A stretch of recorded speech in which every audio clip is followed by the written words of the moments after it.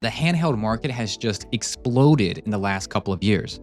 Nowadays, we're so blessed to be able to play on amazing handhelds like the Steam Deck, Switch, and emulator after emulator after emulator capable of playing all the best retro games out there, and some even powerful enough to play Switch games. And while all of that is amazing and just shows that now is the best time to be a gamer, at the same time, I find it can all be a little overwhelming. Often having so many options right at my fingertips leaves me struggling to decide just what to play.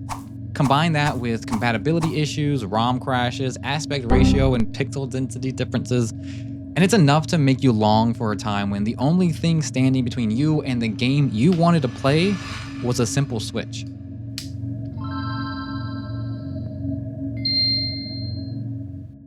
Gaming has been a part of my life for as far back as I can remember. One of my earliest memories is of my family getting the original Nintendo Entertainment System. Despite being probably around 4 or 5, I can still remember seeing my uncle play Duck Hunt. Still remember struggling to get through Super Mario Bros., loving it when our babysitter would bring Mario 3 over because it looked so much better than anything else, and never clicking with Mario 2 despite each character having their own unique attributes. As I grew up, the games that interested me changed, and during certain portions of my life, my interest in gaming changed. But I always stayed tuned into the gaming space and always gravitated back to the games I loved as a kid, the ones that comfort me and remind me of simpler times. It's why when I bought my 3DS in 2016, the first game I bought was Pokemon. And these days, it's easier than ever to reconnect with those childhood memories because those games are so much more accessible than they've ever been before. Whether it's Nintendo's online service, re-releases of old classics, or a bit of good old internet sailing, you can play practically any game you want. But despite the technological advances and ease of access, it's hard to beat a Game Boy Advance, especially one modded to meet today's standards. The Game Boy Advance is one of my favorite consoles from my childhood. The prospect of having Super Nintendo quality games in the palm of your hand was just too enticing to pass over, especially for someone who never had a Super Nintendo as a kid. But as anyone who was around at the time knows, the Game Boy Advance launched during a time of rapid technological leaps, and the console Nintendo ultimately delivered didn't quite stand up to the test of time. Nintendo announced the Game Boy Advance on September 1st, 1999, not even a year after the Game Boy Color launched. Now, I loved my Game Boy Color, but it was really only a slight upgrade over the original Game Boy that had been on the market for a decade at that point. Can you imagine? Today we live in a world where there's a new, more powerful handheld being released every few months, but in the 90s we were stuck with practically the same graphical horsepower for 10 years. We were desperate for an actual graphical update to our favorite handheld. Thankfully, Nintendo delivered on that front, utilizing a 32-bit processor, which was a massive upgrade over the 8-bit processor of the original Game Boy, and even a bit more powerful than the Super Nintendo. It was capable of playing some amazing games and even handled ports from the Super Nintendo with ease. Best of all, it continued the tradition of backwards compatibility started with the Game Boy Color. This thing is capable of playing every Game Boy and Game Boy Color game, meaning it launched with access to hundreds of games already, and really solidified Nintendo's commitment to backwards compatibility that they've carried over in almost every console since. Save the Switch. On top of the graphical upgrade, the Game Boy Advance introduced a whole new form factor for Game Boy. They essentially took a Game Boy Color and turned it on its side, allowing for a unique 3:2 widescreen aspect ratio and adding 2 shoulder buttons to improve gameplay. I really like this form factor for the Game Boy Advance. I think it's just a superior way to orient a device, and I think that's shown itself in the fact that most every other handheld out there is laid out this way. Screen in the middle, hands and controls go on the outside. It just feels right like this. Unfortunately, while Nintendo did a great job of upgrading the internal specs of the Game Boy Advance, they did a very bad job of upgrading everything else. The original Game Boy Advance did not come with a rechargeable battery, instead utilizing 2 AA batteries just like the Color. While having a rechargeable battery would have been slightly ahead of its time, we were reaching an age where cell phones were beginning to take off, so it's not like they were unobtainable for small handhelds. And then there's the screen. Oh, that screen. I mean, What's the point of having these amazing graphics and games without a proper screen to showcase them? And from looking at the ads for the Game Boy Advance, you'd think the screen was going to be this big, bright beacon capable of showcasing the beauty of the games. But instead of getting something like this, we actually got something like this. It was a major disappointment, and I'll go ahead and say one of the worst cost-cutting efforts by Nintendo. I understand wanting to keep the handheld cheap. It did debut at $99 after all, but I think I would have been glad to pay 120 or 130 for a usable screen. I remember this having the same issues with playability as my Game Boy Color. You either needed to sit next to a window, a lamp, or have one of those little snake lights to really see what you were doing.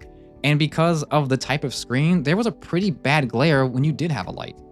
All in all, it wasn't the best experience, but Nintendo being Nintendo, they did have a revision up their sleeves. Knowing the Game Boy Advance had a few shortcomings, Nintendo eventually developed a revision to address those issues. In the process, they completely altered the shape of the console, introducing a clamshell design that allowed for a rechargeable battery and a much needed screen upgrade. They also, for some unexplained reason, removed the headphone jack, instead requiring a special dongle for headphones. Now I know where Apple got that idea from. Now, I really liked the clamshell design when I was younger. I did eventually buy an SP because I thought it was a worthy upgrade then and still do to this day. The rechargeable battery alone is worth it, and honestly, it's amazing that these batteries still hold a charge as well as they do. I mean, I can still get several hours out of this thing, and it's gone years without being charged and without being used. The clamshell design was perfect for a younger and far more reckless me. This, I'm sure, saved my screen time after time after time and made me comfortable enough to want to carry this around in my pocket. Now, some might not know this, but there were actually two versions of the Game Boy Advance released in North America. The original, or AGS 001 version, like this one here, had a front-lit screen, while the AGS 101 model had a proper backlit screen. You can see here just how much of a difference that actually makes to the screen. Even on the lowest brighting setting on the 101 model, it has a brighter screen than the 001. So even though the original SP did help to rectify the screen issue of the Advance, it wasn't the best solution. It was like trying to light a stage with a flashlight when you really needed a spotlight. It's this reason, this proper backlit screen, that the SP 101 models command such a premium over the 001 models. They're also just rarer because they didn't come out until 2005, and by that time the DS was already out and occupying gamers' hands, so they just didn't make as many for the better version. And just because, Nintendo couldn't let the Game Boy line die quite yet, they also introduced the Game Boy Micro, which actually came out before the SP 101 model. It's Game Boy Micro.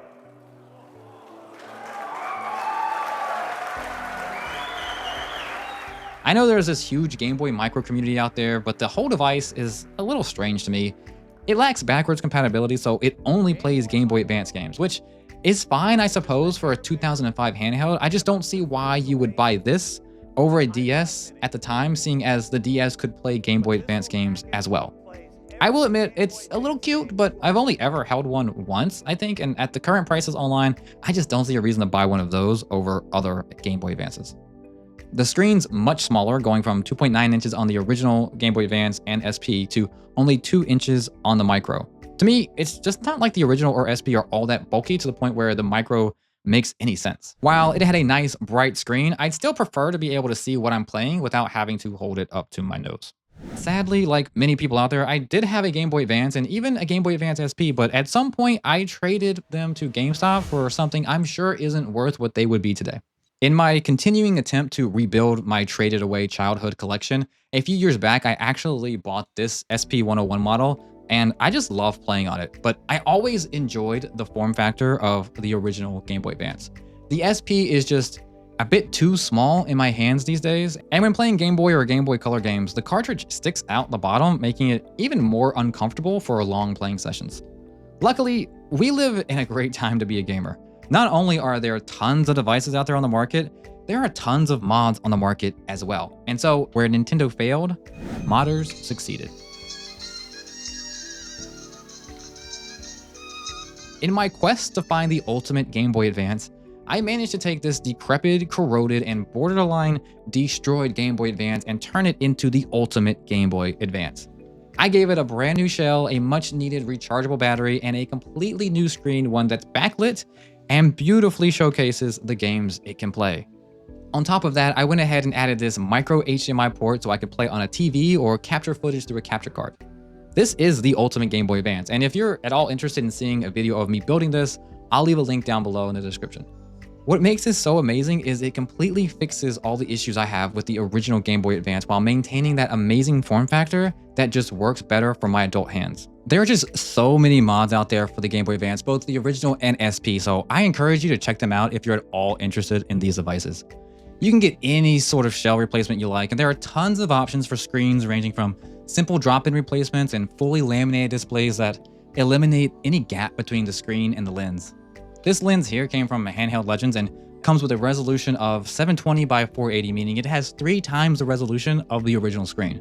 The pixel density is just so much better, and yet at the same time it has the ability to display the pixel grid, which kind of makes it look like the original screen, or you can even do scan lines like you might get on a CRT. You can tailor this to look just how you want. Obviously, you can't modernize a retro device without fixing the battery issue. And with a rechargeable battery, one with a USB-C port, you've got a simple plug-and-play upgrade to bring this 2 decades old device to the present.